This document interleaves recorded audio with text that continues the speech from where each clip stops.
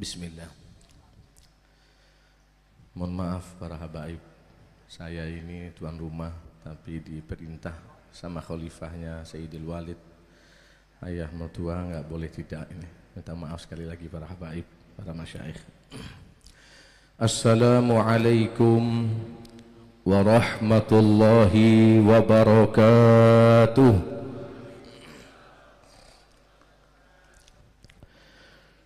Alhamdulillahi Rabbil Alamin, hamdan yuwafi ni'amahu wa yukafi'u mazidah.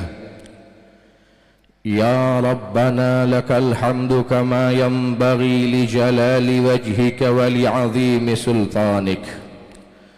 Subhanaka la nuhsi thana'an 'alaika anta kama athnayta 'ala nafsik.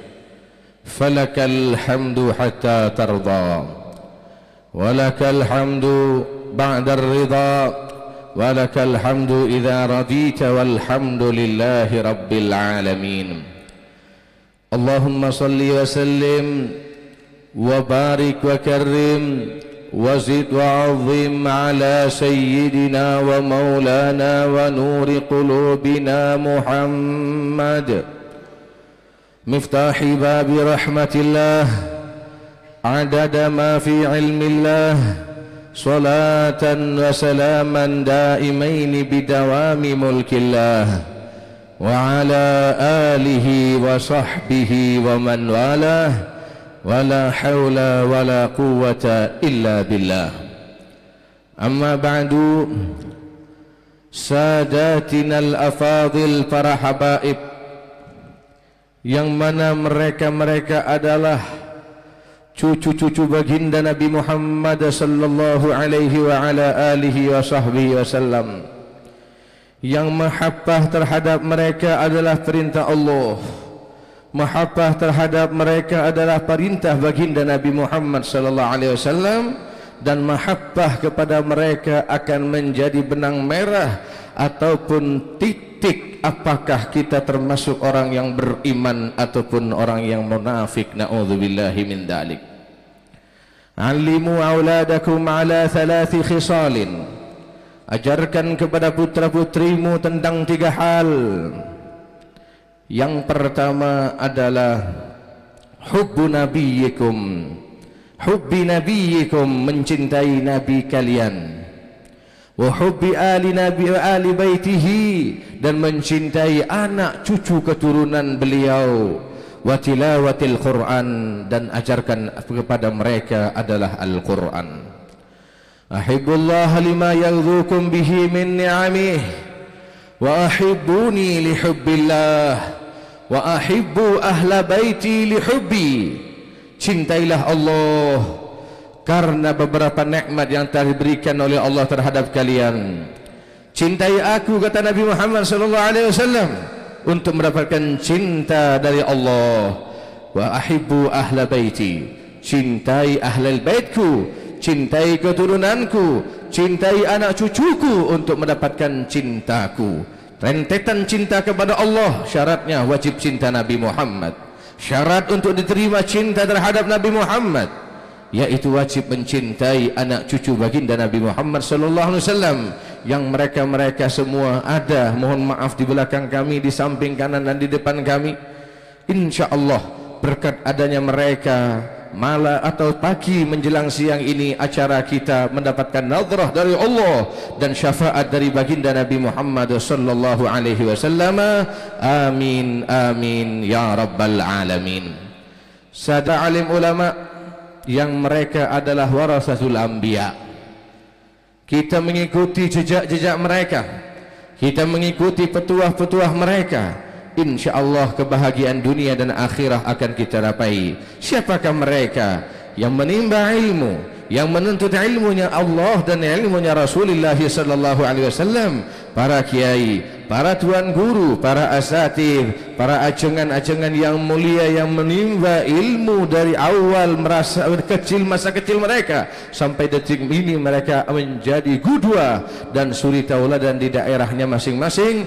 Sekali lagi mohon maaf, yang tidak bisa saya sebutkan satu persatu nama habaib dan para kiai dan masyaikh, saking banyaknya nama mereka yang insyaallah nama mereka sudah diabsen oleh Allah, amin ya rabbal alamin. Terutama Al-Am Al-Habib Ali Al-Attas beserta Al-Habib Abdullah bin Ali Al-Attas dan segenap keluarga besar Al-Habib Muhsin bin Abdullah Al-Attas, sahib majlis Nurul Haq, dan keluarga besar beliau yang hadir pada saat ini, mudah-mudahan mendapatkan kemuliaan dari Allah Subhanahu wa taala. Aparatur pemerintah sipil, TNI ataupun Polri-nya, sekali lagi juga tidak bisa menyebutkan satu persatu, namun tanpa mengurangi rasa hormat dan takdim kami kepada antum sekalian. Saya ini sambil menunggu Habib Muhammad, sambil menunggu habaib yang akan memberikan tausiah, sehingga pada saat ini saya diberikan kesempatan oleh adik kami sahibul majlis Al-Habib Abdullah bin Muhsin bin Abdullah Al-Attas, yang insyaallah semuanya mendapatkan keberkahan. Nanti tatkala habaib setelah tiba, tolong kasih kode kepada saya sehingga saya akan keluar, dan saya harus duduk sebagai mustami' karena kami hadir jauh-jauh dari Kalimantan Barat, jauh-jauh dari Pontianak. Setiap tahun saya continue istiqamah, alhamdulillah tidak pernah absen sampai detik ini, hanya ingin mendapatkan keberkahan dan mendapatkan nazarah dari ulama-ulama dan para habaib-habaib yang lainnya. Ahlan wa sahlan, Habib Mahdi telah tiba. Tentunya waktu saya tinggal sedikit, nanti beliau yang akan melanjutkan dakwah ataupun tausiah. Alhamdulillah, ahlan wa sahlan Habib Mahdi, jazakumullah khairul jaza. Beliau telah tiba yang kita nanti-nanti. Namun saat ini saya menghimbaulah kepada antum semua, marilah kita didik anak-anak kita itu dengan didikan Islam supaya anda tidak menyesal. Dunia ini ada batasannya para hadirin. Dunia ini tidak ada yang kekal, namun ilmu insyaallah yang akan menjadi tolak ukur dan barometer apakah kita akan mulia kelak di akhirat, bahkan di dunia sebelum di akhirat kita sudah mulia. Contoh Sayyidul Walid Al-Habib Muhsin bin Abdullah Al-Attas, beliau masya Allah putra putrinya semua dikirim ke pesantren, semua dari awal sampai akhir dikirim ke pesantren. Bahkan putri pertamanya dinikahkan dengan saya, kondisi pada saat itu saya di Yaman yang nggak jelas statusnya. Saya nggak jelas statusnya, belajar di Hadramaut setelah kami menimba ilmu di Darul Lughah wa Dakwah dalam bimbingan guru mulia kami Al-Habib Hasan bin Ahmad Baharun, dilanjutkan oleh khalifah beliau putra beliau Buya Habib Zain bin Hasan Baharun. Kami lanjut ke Hadramaut. Setelah beberapa tahun kemudian kami menikah dengan putri beliau. Sama sekali tidak ditanya kami berapa lamarannya, berapa nantinya gajinya, nggak pernah itu abah nanya sama saya. Ya memang mantunya ganteng sih. Shallu ala Nabi Muhammad. Enggak tegang, mohon maaf Habib Mahdi. Mana Habib Mahdi? Ayo mohon Habib, Habib ya. Alafu Habib. Nanti urusan yang apa namanya itu semangat urusan beliau. Kami urusan soft aja dah. Allahumma shalli ala Muhammad. Beneran, nggak ditanya. Kalau sekarang para hadirin saya nggak tahu lah kalau di Bogor atau di Jakarta, tapi di tempat kami ditanya ente lulusan apa, pekerjaannya ente apa, kegiatan dari pagi sampai malam, ya Allah sampai pusing kita. Ada mertua ditanya ente jelas nggak nasabnya ente? Alhamdulillah walaupun hitam-hitam begini, insya Allah Al-Jufri gitu ya. Allahumma sholli ala Muhammad. Iya, nggak ada ditanya, langsung dikasih tahu. Ini yang harus kita contoh. Sekarang ini bulannya haul Sayyidah Fatimah Az-Zahra bintur Rasul sallallahu alaihi wasallam, yang kita selalu mencintainya, yang dicintai oleh Rasulullah sallallahu alaihi wasallam. Sama beliau memilih Sayyidina Ali bin Abi Thalib bukan karena kekayaannya, bukan karena jabatannya, bukan, tapi karena ilmu dan akhlaknya tentunya. Yang ini yang kami lihat dari mertua kami semua, Habib Umar, Habib Mustafa dan yang lainnya, masya Allah nggak pernah ditanya sama abah lulusan S berapa ente, S campur apa S teler, nggak ada, nggak pernah ditanya itu. Ente mondok di mana, belajar di mana, masya Allah. Ini yang harus kita tiru. Alhamdulillah, kami dulu kurus, sekarang sudah bingung untuk ngurusin badan para hadirin. Ente pikirkan biasanya orang yang gendut itu miskin atau kaya? Jawab yang kompak. Biasanya orang yang jadi bos-bos itu miskin, yang jadi bos itu gendut atau kurus? Gendut atau kurus? Ya ente lihat sendirilah, saya Habib Mahdi itu lihat tuh. Susah kita parkir sepeda ya Habib ya. Lari kecil untuk ngurusin badan ya, tapi memang dasar makmur, pagi diundang orang nasi kebuli. Malam udah dipaksain kami diet, masih disuguhkanlah iman lemah di depan kambing guling berhati. Ujungnya hilang yang namanya diet, gagal itu diet. Tapi yang jelas begitulah takdir Allah Subhanahu wa taala. Jangan takut. Saya selalu teringat dan terenyang nasihat guru-guru saya. Beliau mengatakan begini, hadis qudsi. Allah Subhanahu wa taala berfirman, "Ya dunya, man khadamani fakhdumi, wa man khadamaki fastakhdimi." Kata Allah, dunia, aku panggil engkau dunia, ya man khadamani fakhdumi. Apabila kau dapati hamba-hambaku yang mengabdikan diri pada aku, fakhdumi, uber dia, khidmat sama dia, kejar dia, mau tidak mau. Dan itu betul. Para kiai belum bangun tidur, orang yang mau nyungkemin, mau salimin udah nganti depan pintu para hadirin. Ini Habib tuh, Habib Abdullah dan habaib yang lain. Beliaunya masih tidur, tamunya sudah nganti di depan. Allah kirimkan mereka hanya untuk memberikan rezeki kepada mereka para aulia dan kaum salihin. Para kiai, beliau nutup pintu, tamunya sudah nunggu di depan pintu. Kenapa? Memang diperintahkan untuk diuber sama dunia. Wa man khadamaki. Tapi orang yang orientasinya setiap hari pikirannya hanya ente dan ente dan ente dunia, fastakhdimi, perbudak ini orang. Injak itu orang, walaupun kaya, iya.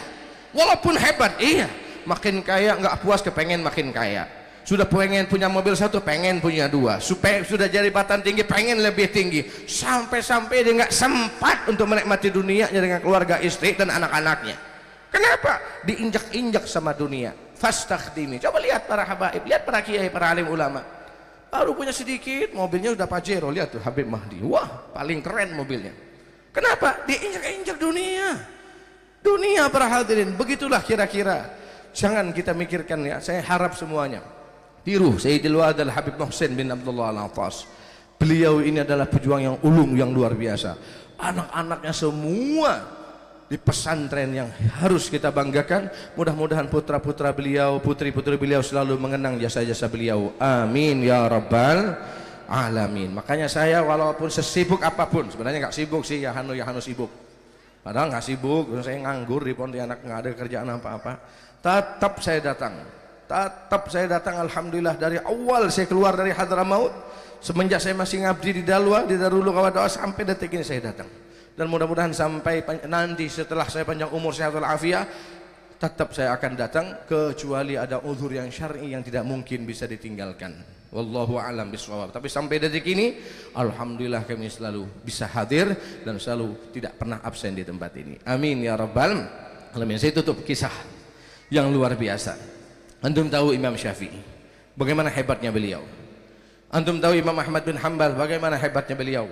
Imam Syafi'i tatkala melintasi suatu tempat, ada orang yang membaca langsung hafal. Saking hebatnya beliau. Kira-kira apa yang bisa menjadikan beliau itu orang hebat luar biasa? Gimana ceritanya? Tentunya tidak lepas dari perjuangan ayah dan bundanya. Begitu juga Imam Ahmad bin Hanbal. Kisah ini dalam satu riwayat adalah terjadi kepada Imam Idris, ayahnya Imam Syafi'i. Dalam suatu riwayat terjadi kepada Imam Hanbal. Mohon maaf, bukan Imam Hanbal, abahnya Imam Hanbal. Abahnya Imam Hanbal berarti Ahmad bin Hanbal bin Fulan ini, bin Syekh ini. Beliau dikisahkan luar biasa. Suatu ketika, kalau memang ini dinisbatkan kepada Imam Hanbal atau dinisbatkan Imam Syafi'i, atau cerita ini serupa terjadi dua kali, atau memang ada kisah yang mengatakan dari Imam Syafi'i, ayah Imam Syafi'i atau ayahnya Imam Hanbal. Imam Hanbal ini para hadirin hadirat rahimakumullah, pernah suatu ketika beliau itu mengajar. Coba lihat, ini penting nih untuk kita. Kemudian nasihat dan tausiah beliau itu tidak seperti biasanya. Yang biasanya mulus, lancar, ini ada yatakaka, kata orang Arab, artinya agak gagap sedikit. Tidak seperti biasanya, nggak terlalu enak didengar. Ditanya oleh muridnya, wahai imam, saya lihat ceramah anda ini tidak seperti biasanya. Biasanya anda itu lancar, enak didengar, namun kali ini ada yang mandek sedikit, ada apa? Dia bilang, ini dosanya ayah saya, ini dosanya ayah saya.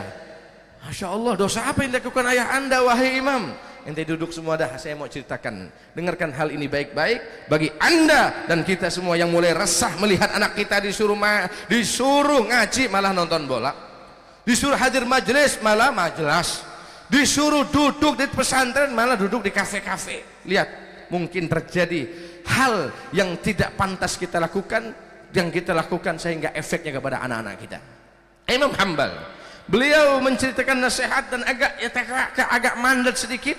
Tak kala ditanya, ini dosanya ayah saya, dan beliau menceritakan dosanya.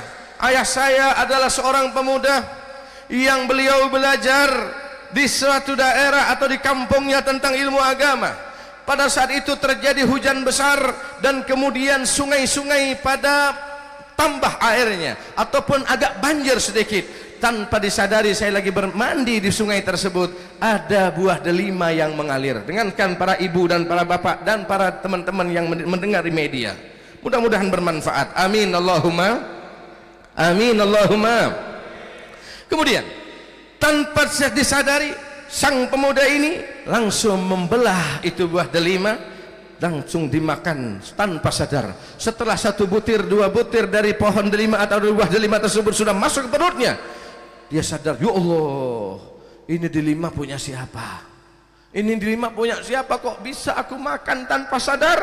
Aku takut murka Allah, aku takut azab Allah, sehingga tidak boleh tidak, aku harus mencari dari mana turunnya buah delima ini atau jatuhnya buah delima tersebut. Subhanallah, setelah dia berjalan di tepi sungai kecil, ada pohon delima yang rindang yang insya Allah diyakini bahwasanya satu delima yang jatuh ke sungai tersebut adalah dari pohon ini, dan dia naik ke daratan dan bertanya kepada daerah kampung tersebut, buah delima ini atau pohon delima ini milik siapa? Kata orang kampung, oh milik Pak Ustadz yang di sana, di situ ada padepokan atau pesantren kecil. Kemudian dia berkunjung kepada Pak Ustadz dan Pak Kiai di kampung tersebut, mohon maaf Pak Kiai, saya ada permasalahan dengan anda. Kata Kiai, ente dari mana pemuda? Dari kampung sebelah. Tujuan ente datang ke mari ada apa anak muda? Saya mau minta maaf, punya dosa besar sama anda. Dosa apa yang ente lakukan wahai pemuda? Saya ini zalim, mengambil dan memakan buah delima anda tanpa saya sadari. Saya dari kampung sebelah lagi mandi di parit, lagi mandi di sungai, kemudian saya melihat buah delima lagi mengalir tanpa sadar, dan saya buka dan saya belah dan saya masukkan ke dalam perut satu butir, dua butir, baru saya sadar bahwasanya ini adalah ada yang memiliki buah delima, dan saya yakin ini milik anda. Saya minta maaf, berapa saya harus bayar dan apa tebusan dosa saya supaya saya tidak masuk api neraka? Karena Nabi Muhammad yang bersabda, man akalal haram fannaru aula bihi, yang makan barang haram maka yang pantas dipanggang di api neraka. Na'udzubillahi min. Wah, ini kiai bingung, masya Allah, ini anak masa iya gara-gara buah delima minta maaf? Satu butir, dua butir lagi. Wong orang di kampung saya di Pontianak itu kambing dicuri, sepeda motor dirapiin karena lupa kecabut kuncinya, sendal gludes. Para hadirin, saya nggak tahu di Cilengsi takut tersinggung. Allah, banyak ya, banyak jujur juga di sini. Shallu ala Nabi Muhammad. Akhirnya apa yang terjadi? Wah, masya Allah, ente ya yang nyuri ya, dia bikin siasat. Ente yang makan, iya Kiai, pucet dia. Apakah saya dimaafkan Kiai? Bukan masalah itu nak. Ente tahu buah delima itu berapa tahun dia bisa berbuah? 5 tahun. Saya nanam, saya pupuk, saya tebasin, saya rawat. Lah kok enak ente bisa makan, tambah gemeter dia. Ya Allah, neraka kata dia. Akhirnya apa yang terjadi? Ya terus apa tebusannya Kiai? Nggak apa-apa deh, saya bayar 1 kilo. Saya bayar seakan-akan 2 kilo. Bukan masalah itu, tapi saya pikirkan kok bisa ente memakan tanpa seizin saya? Harus ente tebus. Apa tebusannya Kiai? Kebetulan di rumah saya nggak ada pembantu. Saya kepengen ente bantu di rumah saya. Kira-kira berapa? 1 hari, 2 hari, 3 hari? Enggak. Dalam satu riwayat 1 bulan, dalam satu riwayat 1 tahun, dalam satu riwayat 2 sampai 3 tahun. Para hati itu shallu ala Nabi Muhammad. Dia bilang ente 1 tahun dah ngabdi di tempat saya lumayan. Mudah-mudahan ente saya lihat nyapu, saya ingat waktu saya nebas, waktu saya garang, waktu saya menanam, waktu saya memupuk, waktu saya memanen, sehingga anda maafkan salahnya ente. Ya Allah, dia bilang 1 tahun. Iya, kalau ente nggak mau nggak apa-apa ya, tapi ketemu di akhirat. ketemu di akhirat satu buah delima, bahaya gitu ya. Akhirnya dia bilang, nggak apa-apalah, 1 tahun saya mengabdi. Dia mengabdi, para hadirin, dia nunduk, pandangannya nggak pernah tolah-toleh kanan kiri depan belakang. Dia kerjakan apa yang diperintahkan oleh sang tuan dan ustadz di kampung ini. Singkat cerita, 1 tahun berlalu, dia langsung pamit, mohon maaf Kiai, saya minta maaf, 1 tahun sudah berlalu, saya harus minta maaf dan saya harus kembali ke tempat kampung saya. Tapi apa yang terjadi sama Kiai ini, mohon maaf nak, saya masih teringat susahnya menanam delima. Kalau ente mau, ente tambah 1 tahun. Tapi kalau ente nggak tahu, ya kita ketemu di akhirat. Mau tidak mau, dia harus mau nambah 1 tahun lagi. Shallu ala Nabi Muhammad. Setelah 1 tahun berlalu, Masya Allah, Allahumma sholli ala Muhammad. Mohon maaf Habib, ini sambil menunggu antum Habib.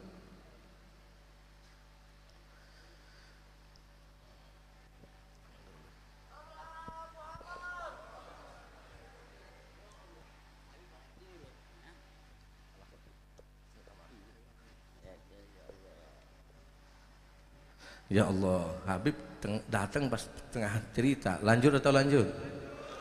Lanjut, enggak ada hikmahnya nanti. Tapi setelah cerita selesai harus selesai. Shallu ala Nabi Muhammad. Singkat cerita, dia lanjut lagi 2 tahun. Genap 2 tahun dia masih pusing. Dia ngadep sama sang guru, wahai Kiai, mohon maaf ini genap saya berkhidmat dan mengabdi kepada anda 2 tahun, tolong jangan lagi ada tuntut menuntut di akhirat, saya takut masuk api neraka.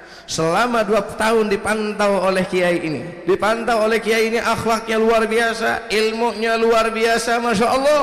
Akhirnya dia bilang, ya terserah ente nak, walaupun ente mengabdi 2 tahun sama saya, tapi tetap saya mengingat bagaimana susahnya saya menanam buah delima itu, dan sampai pertama panen ente yang menikmati bukan saya.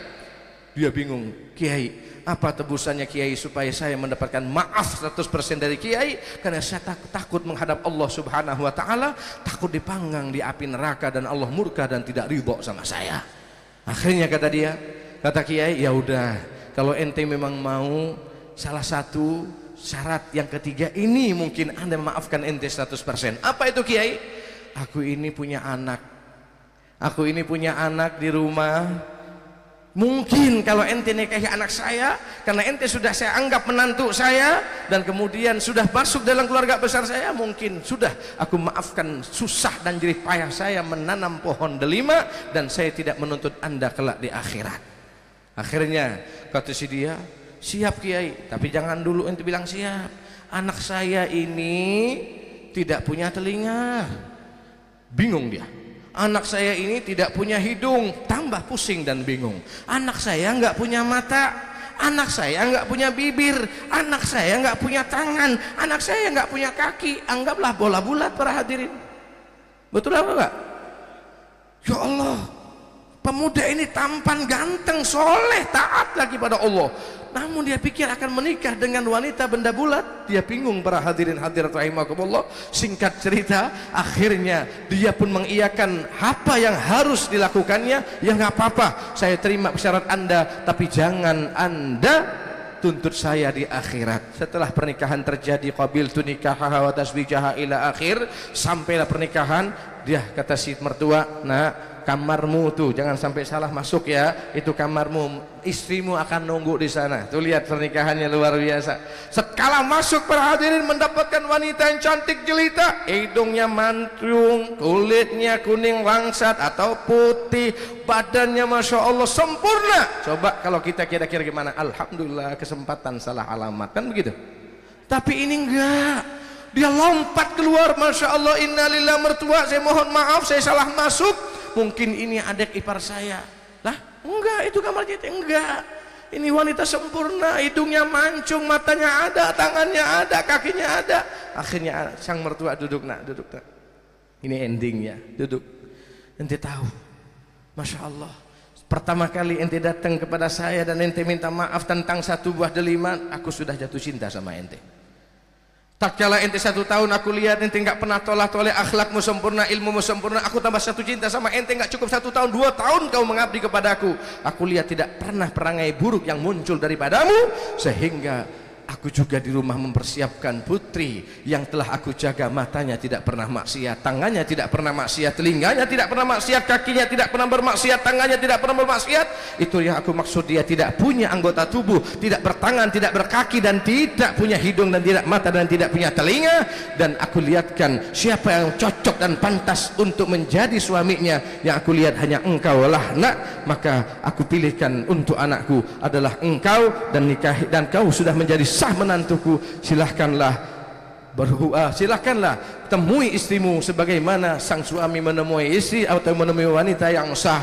Dan muncullah Imam Ahmad, muncullah Imam Hambal yang tatkala ceramah agak yatakakak karena dosanya ayah yang begitu ceritanya sangat hebat. Dalam kisah yang lain ini adalah ceritanya Imam Idris bersama istrinya yang muncul dari tulang sulbi istrinya Imam Syafi'i yang menjadi imam kita yang kita banggakan. Mudah-mudahan dengan cerita singkat ini Allah Subhanahu wa taala membuka hati kita, membuka mata kita, membuka batin kita, sehingga kita menjadi orang yang wara'. Jangan sampai masukkan ke perut istri kita barang yang haram, yang syubhat, jangan apalagi yang haram. Jangan sampai masuk ke rumah kita rezeki yang syubhat, apalagi yang haram. Amin ya rabbal alamin. Kalau bukan karena waktu, tentunya saya ingin lanjut, tapi karena memang saya nggak kepengen ceramah di sini. Adalah orang-orang yang kita tunggu telah tiba, dan saya putus setengah cerita kan nggak ajib, maka saya tutup.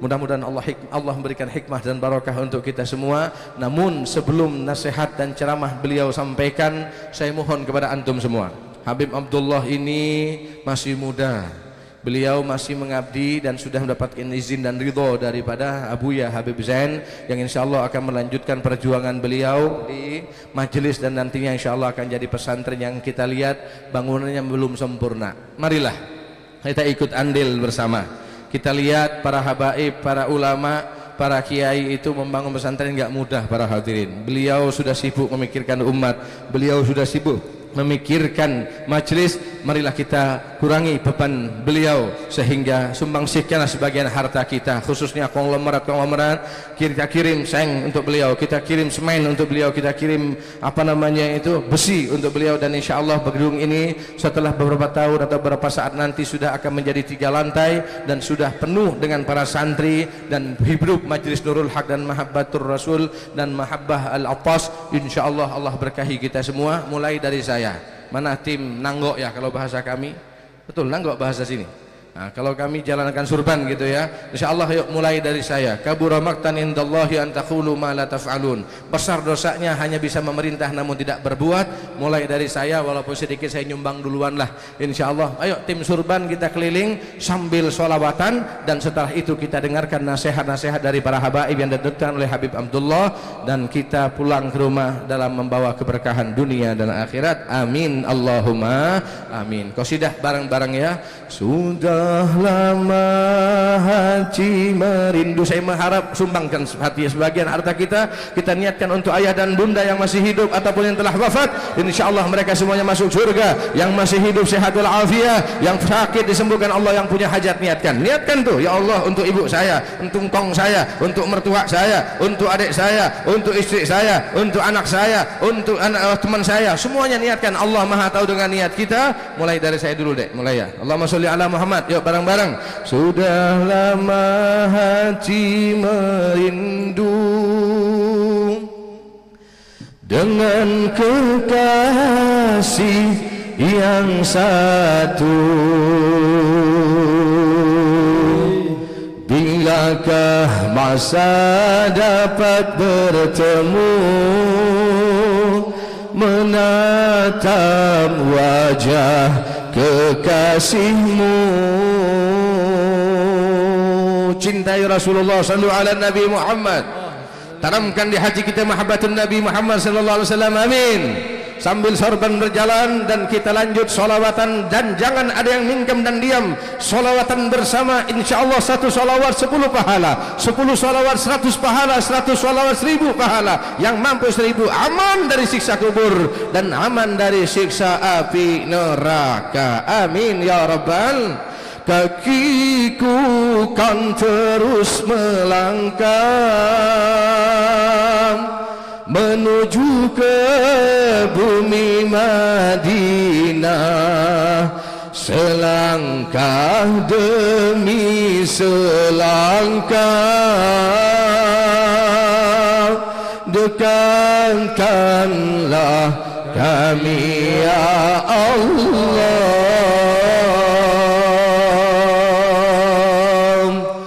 undanglah kami ya Rasulullah, sambutlah kami ya Habibullah, undanglah kami ya Rasulullah, sambutlah kami ya Habibullah. Allah, undanglah, semua berdoa mudah-mudahan diundang oleh Rasul sehingga berhaji dan umrah, amin, bisa ziarah ke makam Rasulullah sallallahu alaihi wasallam dalam keadaan surban para hadirin. Undanglah kami ya Rasulullah, sambutlah kami ya Habibullah, ziarahku disambung, hatiku ingin terus berebut ganjaran yang telah disebut oleh baginda yang lemah lembut. Orang siapa yang ziarah makam baginda di Madinah, walau selepas baginda wafat, bagai semasa Nabi ayat, undanglah kami ya Rasulullah, sambutlah semua berdoa mudah-mudahan dilanjutkan Allah, undanglah kami ya Rasulullah, sambutlah kami ya Habibullah. Jauh pandanganku terpisah dengan Nabi di Madinah, janganlah pula ku dipisah saat dipilih kajana, air mata terus mengalir, hatiku tetap rasa kuacil. Apakah kita akan berpisah? Bantulah cintaku ya Allah, ya Rasulullah, sambutlah kami ya Habibullah, undanglah kami ya Rasulullah, sambutlah kami ya Habibullah. Tetapi terimalah jasad kami semakin lemah, izin padanya dapat ziarah, hadirkan kami di Madinah agar ruh beroleh syafaat dari penghulu bumi Madinah. Hadirlah ya Rasulullah saat kami di alam barzakh, undanglah kami ya Rasulullah, sambutlah kami ya Habibullah, undanglah kami ya Rasulullah, sambutlah kami ya Habibullah. Assalamualaikum warahmatullahi wabarakatuh.